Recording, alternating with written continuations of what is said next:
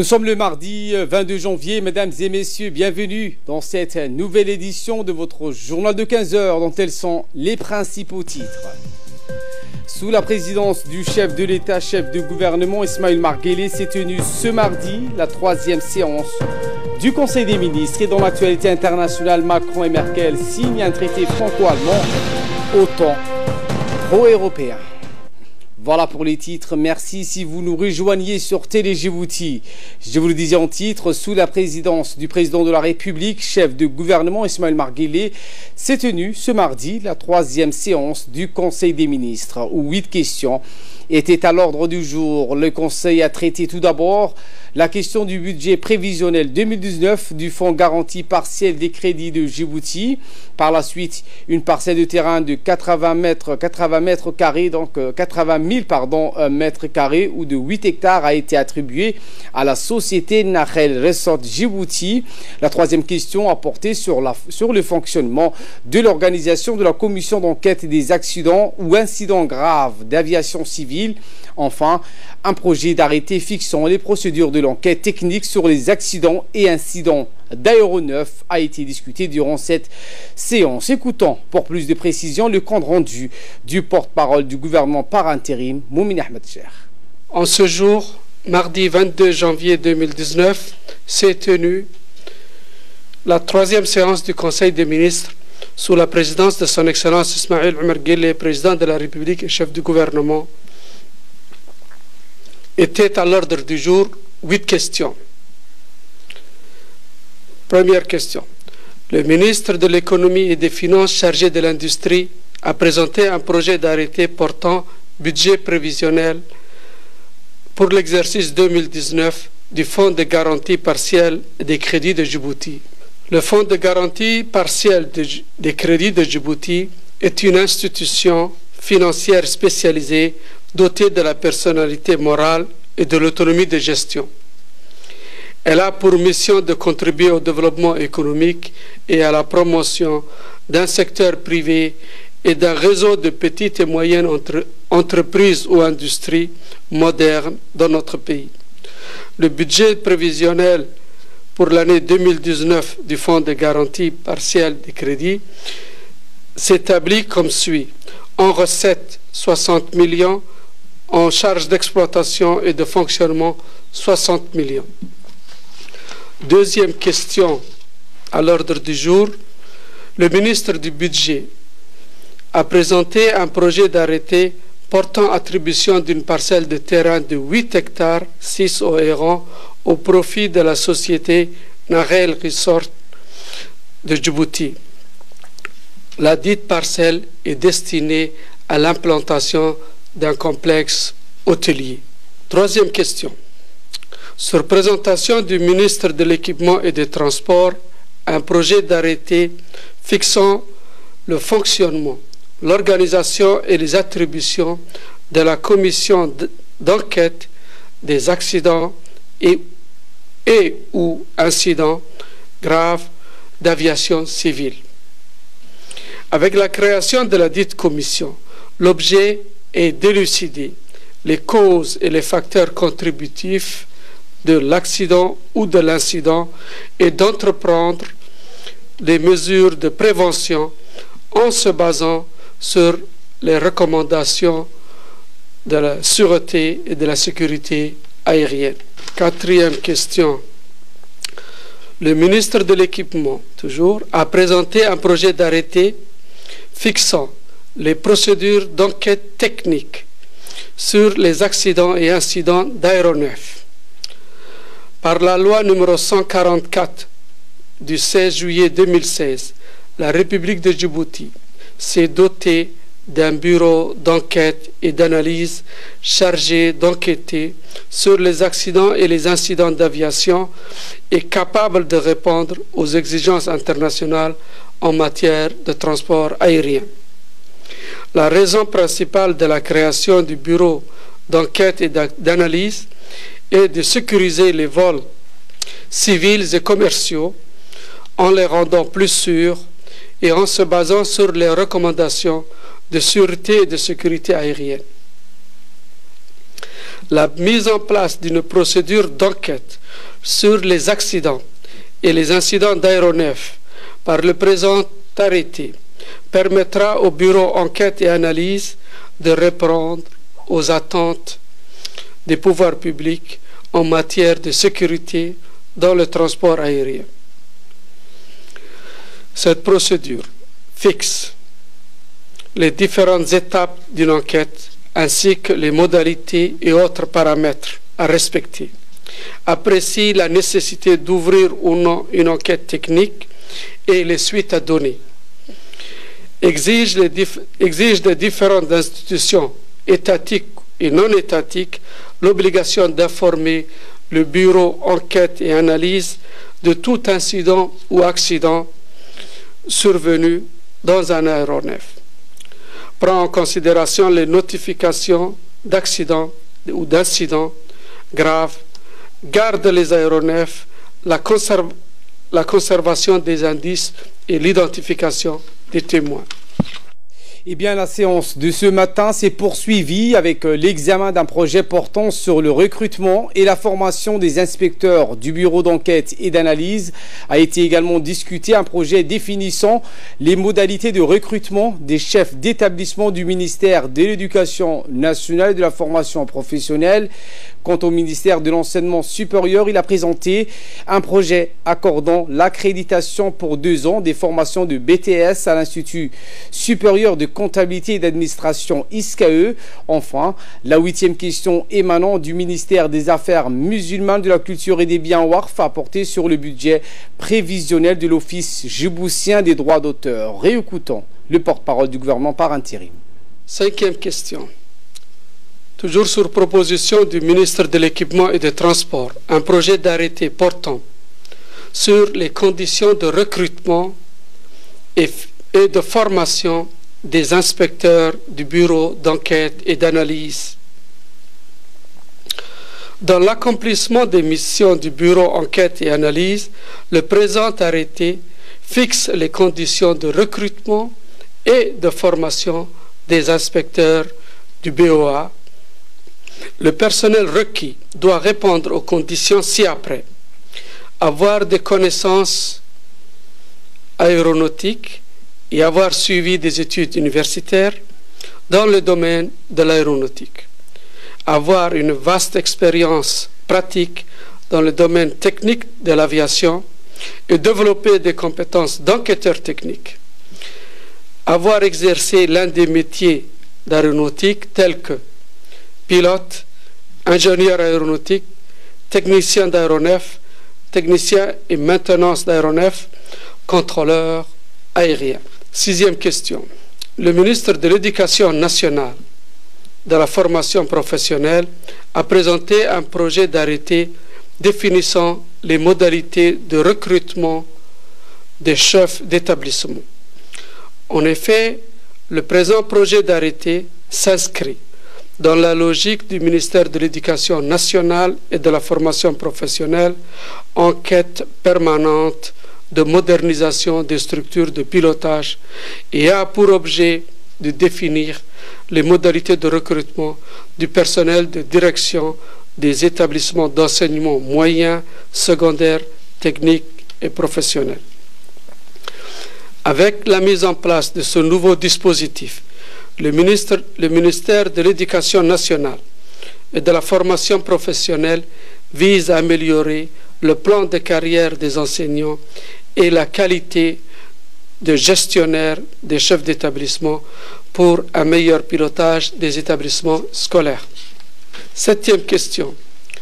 Le ministre de l'Enseignement supérieur et de la Recherche a présenté un projet d'arrêté accordant l'accréditation des formations de BTS à l'Institut supérieur de comptabilité et d'administration, ISCAE. Il s'agit des formations suivantes: BTS assistant manager, BTS management des unités commerciales, BTS transport logistique et transit, et enfin BTS comptabilité et gestion des organisations. La dite accréditation est accordée pour une durée de 2 années. Enfin, 8e question, le ministre des Affaires musulmanes, de la Culture et des Biens Waqf a présenté un projet d'arrêté portant approbation du budget provisionnel de l'Office djiboutien des droits d'auteur. Le budget provisionnel de l'Office djiboutien des droits d'auteur se présente comme suit. On produit 119 677 000, on charge 119 377 000, soit une marge de 300 000. Et voilà qu'il nous ramène de parler de la première réunion à Bruxelles des ministres des Affaires étrangères de l'Union africaine et de l'Union européenne. Le chef de la diplomatie djiboutienne, Mahmoud Ali Youssouf, participe donc à Bruxelles à cette réunion des ministres des Affaires étrangères de l'Union africaine et de l'UE, présidée par la représentante de l'Union européenne pour les affaires étrangères, Federica Mogherini, et le chef de la diplomatie du Rwanda, Richard Zebera, en présence des commissaires de l'Union européenne et de l'Union africaine. Cette présente session ministérielle met l'accent sur le suivi des engagements en faveur des approches plus coordonnées afin d'assurer un multilatéralisme et une coopération efficace entre les deux continents tels que mentionnés dans la déclaration d'Abidjan de 2017, à savoir l'aspect politique, la paix, la sécurité et la bonne gouvernance. Retour à Djibouti avec la clôture de la conférence Djibouto-Chine qui s'est donc clôturée à l'Institut des études diplomatiques. La première conférence des intellectuels sur la coopération sino-djiboutienne s'est clôturée hier à l'Institut des études diplomatiques. Explication. La première conférence des intellectuels sur la coopération sino-djiboutienne s'est clôturée hier à l'Institut des études diplomatiques. Ces premiers travaux avaient débuté le dimanche. Ces échanges d'idées en vue de renforcer les relations de coopération entre la République de Djibouti et la République populaire de Chine a été l'épicentre de la conférence. Les discussions ont porté sur les questions de potentiel de la République de Djibouti, notamment dans l'industrialisation, sa croissance économique, les énergies renouvelables et par-dessus tout, sa position dans cette partie de l'Afrique. Et de l'autre côté, les intellectuels chinois ont montré la convergence entre la vision 2035 et le grand projet One Belt One Road, en d'autres termes la route de la soie. Dans son intervention, le directeur de l'Institut diplomatique, M. Moussa Ali Megag, a souligné que les stratégies de développement de la coopération sino-djiboutienne dans les cadres de l'initiative de la route de la soie et de la vision 2035 rendent la coopération pragmatique. Pour nous, cette conférence, elle est importante pour comprendre notre opinion, pour essayer que notre opinion comprenne la coopération entre Djibouti et Chine.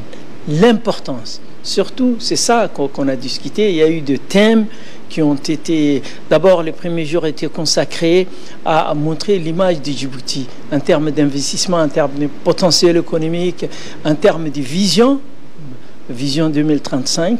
Et vous avez vu que le professeur Yang Guang a vu des similitudes, des points de convergence entre vision 2035 de Djibouti et le projet One PL, One Road, la route de la soie.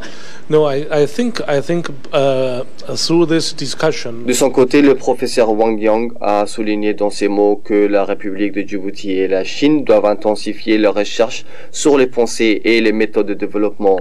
Il a suggéré que les études soient améliorées pour renforcer la coopération politique, économique et les échanges de pensées, mais aussi d'idées. Il a rappelé que les deux pays vont poursuivre à faire promouvoir leur partenariat qui repose sur le principe gagnant-gagnant. Les échanges entre la Chine et Djibouti revêtent d'une importance particulière pour le renforcement de la compréhension mutuelle entre les deux peuples et permettent de contribuer à l'intensification des partenariats dans tous les domaines.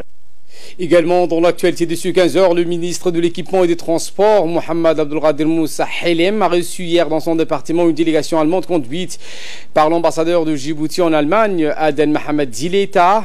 Est également présent à la réunion Madame Anne Colston, l'ambassadrice de la République fédérale d'Allemagne à Djibouti. Ces délégations qui avaient à sa tête le maire de la ville de Karut, Dr Frank Mentrup, étaient composées d'experts en mobilité urbaine. Les discussions ont été riches en échange et surtout concerner les expériences de part et d'autre en matière de transport urbain et comment la ville de Djibouti pourrait bénéficier des meilleures pratiques de la ville allemande en matière de mobilité urbaine ainsi que le voisin moyen de consolider davantage des liens de coopération économique bilatérale déjà existants entre la République de Djibouti et la République fédérale d'Allemagne.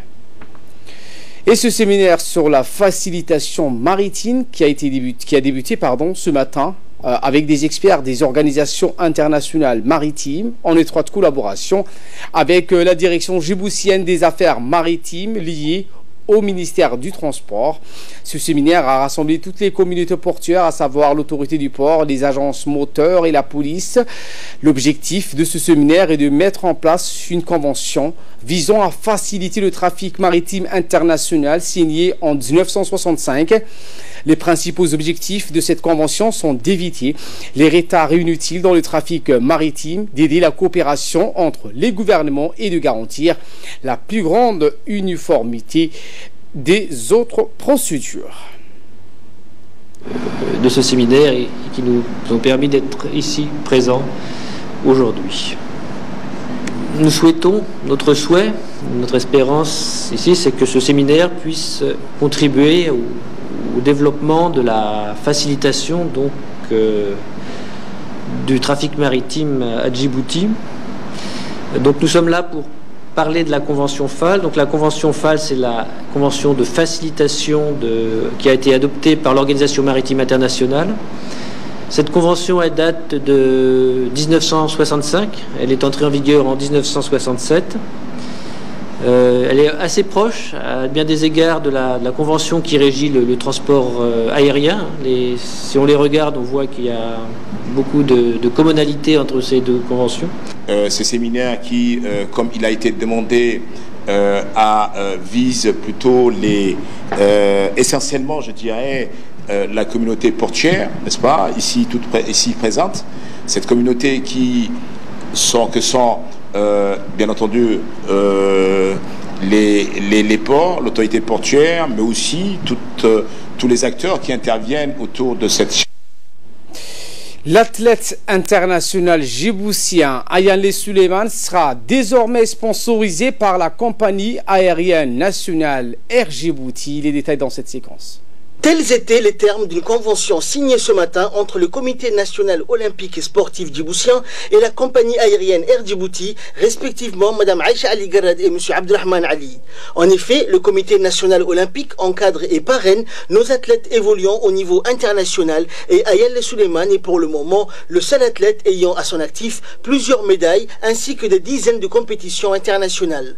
Ayale Suleiman s'est confié à la télévision nationale en exprimant sa fierté de défendre les couleurs nationales et surtout d'être sponsorisé par une des plus anciennes compagnies aériennes du continent africain. Ayale Suleiman s'est déclaré fier et honoré d'être soutenu et sponsorisé par la compagnie aérienne Air Djibouti pour les prochains Jeux à venir. Il a indiqué que c'était son premier contrat professionnel qui signait ce matin. Il a également remercié la présidente du comité olympique, Aïcha Ali Garad, qu'a-t-il dit, le soutien depuis toujours. Tous me soutiennent depuis le début et ils m'apportent aujourd'hui d'être à la hauteur de leur confiance et leurs attentes, a-t-il poursuivi. La présidente du Comité national olympique et sportif djiboutien, Aïcha Ali Garad, a quant à elle remercié la compagnie Air Djibouti pour le soutien et le sponsoring de notre athlète international, Ayale Suleiman. Je pense que vous l'avez remarqué sur la banderole, c'est bien marqué Air Djibouti, partenaire officiel de l'équipe olympique.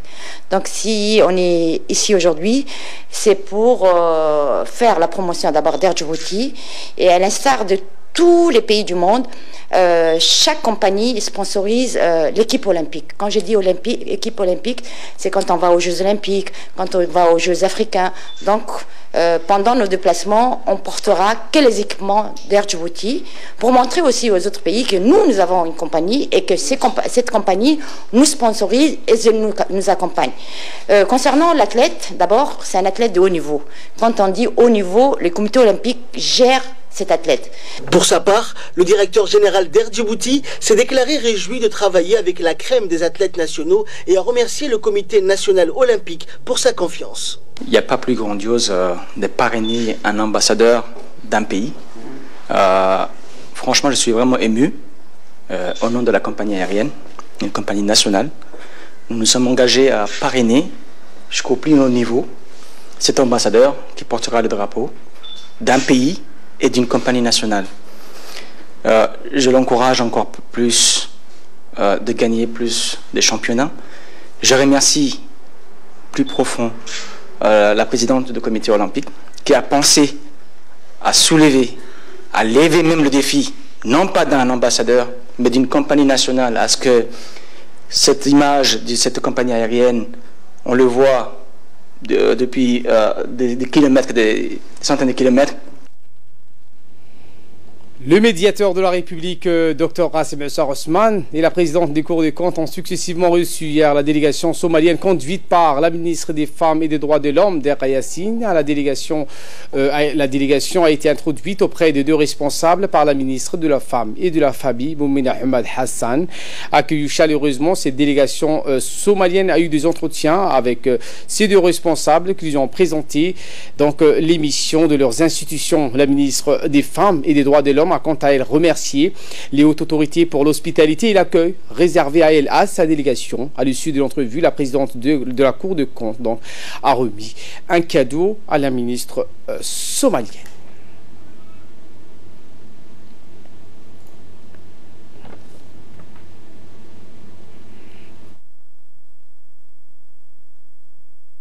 Destruction des produits de contrebande. La police nationale, en étroite collaboration avec les services des douanes, ont saisi une grande quantité de contrebande, notamment des cigarettes composées de plus de 70 cartons de cigarettes de la marque Benson et Royal.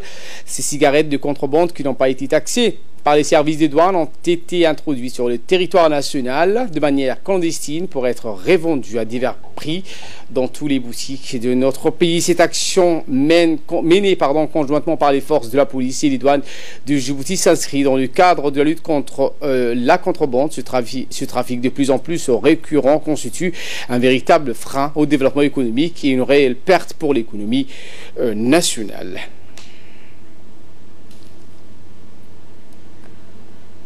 Vient de saisir plus de 70 cartons de cigarettes durant les 3 derniers jours. Les 70 cartons ont été saisis et on a arrêté aussi les contrebandiers. Et les contrebandiers aussi ont été déférés devant la justice. C'est seulement ces 3 derniers jours, 70 cartons ont été interpellés, ont été saisis dans le secteur de Nagad et de Chebele.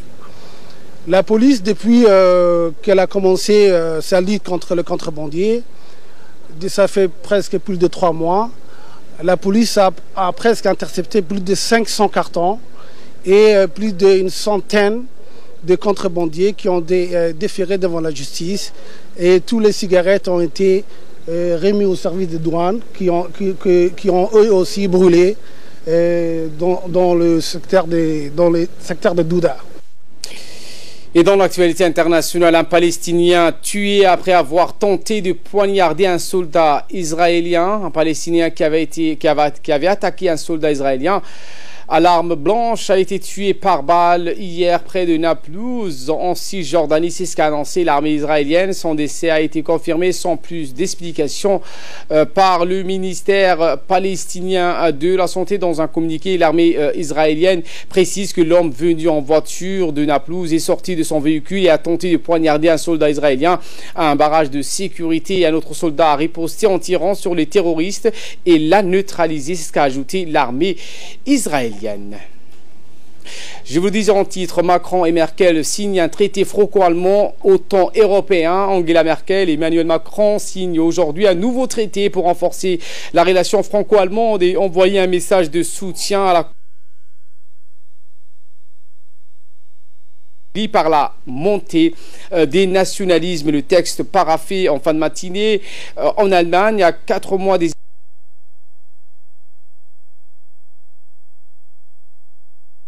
comme une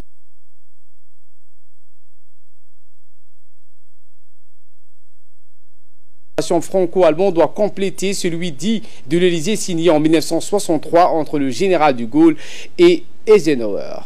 Voilà pour l'essentiel de ce 15h. Merci donc à vous de nous avoir suivis et très bon suivi des programmes sur Télé Djibouti.